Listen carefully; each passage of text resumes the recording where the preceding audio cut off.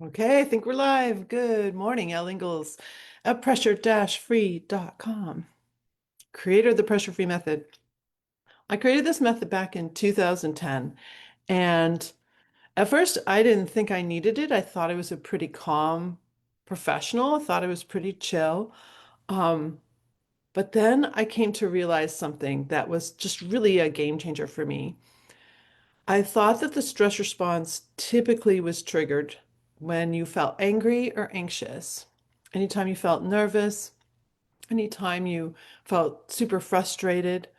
Um, but I didn't realize that even slight annoyances could cause you to trigger a release of stress hormones, an abundance of stress hormones. It's going to just mess up your body. Now, I had some clues that I was triggering the stress response, but I'd had these issues for so long, I didn't think they would ever change. So one of the things that caused me to feel annoyed every single day was the front door of my old house. So we lived in a house in Battle Creek, Michigan, that was built in 1929. That's not too old when you're from New England, but it was an older house and it had the original door. It's a beautiful door. There's no way we wanted to replace that door. But on humid days, the door could stick. Now we live in Michigan. There's a lot of humid days. So I'd get up to the front door and I'd try to turn my key to get in and it wouldn't turn. So I'd have to put my violin and groceries down and pull the handle and then it would easily do it. So the door would swell in the humidity apparently. By the way, at first I thought I had to rekey, so I did all that. That wasn't an issue. That wasn't the reason. Um, and what I came to understand about myself is that I was triggering the stress response before I even got to my door, wondering subconsciously if my door was going to stick. So it's probably, creating a couple of big releases of stress hormones from my adrenal glands, just trying to get into my house. And then you might notice something like once we trigger the stress response, it's easy to pile on. So I'd say things like, in my head, I'd be like, okay, I can't get in. I can't get in. And I'm using this door because I'm not pulling in over to the garage and going the back way because the garage is full of all this stuff, props for movies and stuff the kids are doing and ping pong table and like all this stuff. So my mind would just like royal, do a reel, do a reel of complaints, do a reel of frustrations. So when I started to figure out and list out, I actually listed out, and I have my clients do this, all the things that caused me certain emotions. That's when I started to get a handle on this constant release of stress hormones that was causing issues physically, mentally, behaviorally for me. And boy, it was a long list. I had no idea that I got annoyed by so many things. So annoyance is what I call my big A. These are some of the other emotions that you can ask yourself, what makes me feel this? So of course, anger. Annoyance and anger kind of fall in a continuum. So you can feel a little annoyed, a little annoyed, a little annoyed, and then full hot angry. So that's an interesting thing to note. The other thing I've noted about that is that, well, with all of these emotions, if one person is experiencing one of these emotions, it's really easy for people around them to start to feel them too, or to want to push back on them. They either enter into it or they push back on it. In either way, it's very easy for them to trigger the stress response too. So now you have a whole family or a whole work team all stressed out.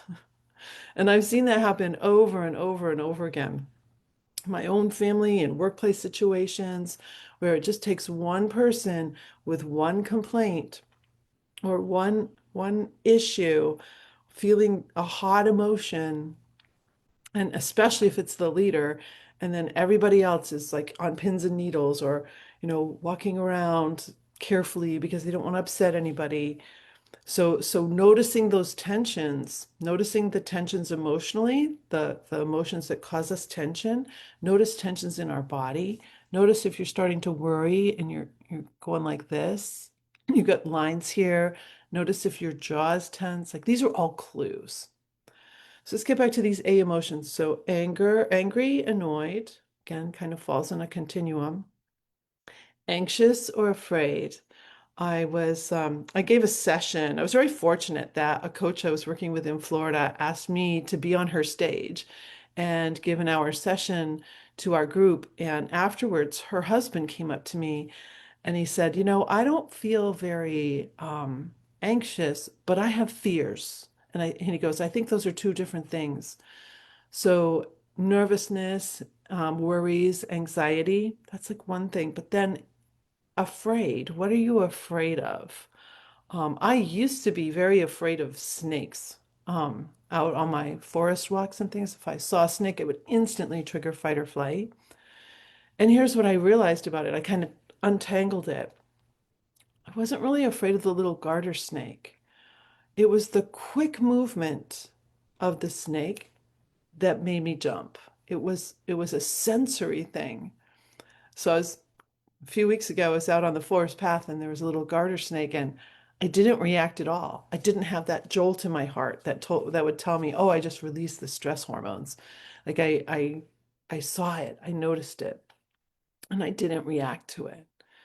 So that takes like a split second to not react. Most of the time we have a few more seconds to not overreact and tell our adrenal glands, yes, I need to release this flood of hormones because I need to fight or run away. I didn't need to run away from the garter snake. So fears, you can look at fears. Fears of escalators, elevators, heights, bridges. Like my father had a fear of driving over bridges, so they'd always switch drivers. My mother would drive to go over the bridge. So it's interesting what our fears are, and then what makes us anxious or nervous, or what worries are going on. And then ashamed. That's a really interesting one. So shame and guilt um, cause us to be in a very low vibration, physically in a very low state. Um, and so you might not think that you're triggering the stress response because you might not even notice a release of that adrenaline, noradrenaline, dopamine mix. You might not notice it. But if we feel a lot of shame, you might notice that your face has turned red. And that's a side effect of the release of these hormones, or that your stomach feels awful. So feeling ashamed, those shames can be something that happened years and years ago, like memories coming up into your head can cause that too. So it might not be the immediate thing happening, but it could be a memory that's coming up for you. Um, then I talk about one. Oh, actually, I want to bring this A up because it's a new one that my one of my best friends asked me about. Asked about apathy. So when we're apathetic, when we're again, that's a low vibration thing. So in apathy, like noticing what tensions are happening in the body when we're feeling that, that could be very interesting to take a look at. And then I have another one. I use it abuse. If you're actually being physically abused, your fight or flight stress hormones need to come out to protect yourself. But verbal abuse is an interesting one. So if you're receiving some verbal abuse or even just the tone of voice of someone could be triggering your stress response. I mention that a lot because I see it a lot. Um, I've experienced a lot. Like if a tone of voice goes a certain way, I definitely will be on the edge there to trigger fight or flight. Um, but even things that are just in your environment, so sounds, smells, the way fabrics feel on your skin. Um, I just use the word, it's not the right word, but it's an A word. So abuse, like something is like moving on you. And that can be something that will cause you to trigger the stress response. So some of these things are super sneaky.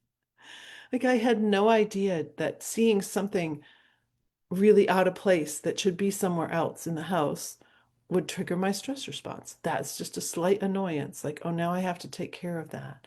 Or Technology, if I push a button and it doesn't work, that's a huge one for me.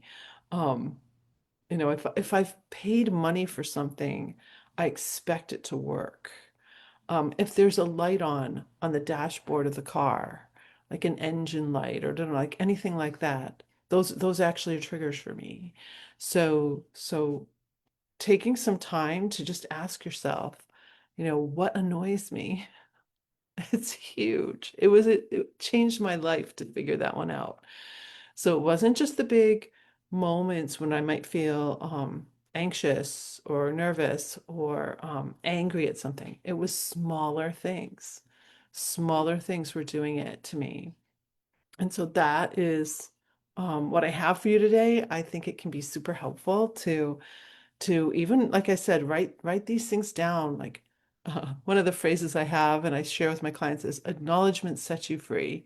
When I acknowledged that all these little things were triggering my stress response, that was the first step in gaining control to say, okay, what tools can I use? What tools? I had to use like 4 or 5 tools just to go in and out of my house so that I wouldn't trigger over the fact that my door was sticking.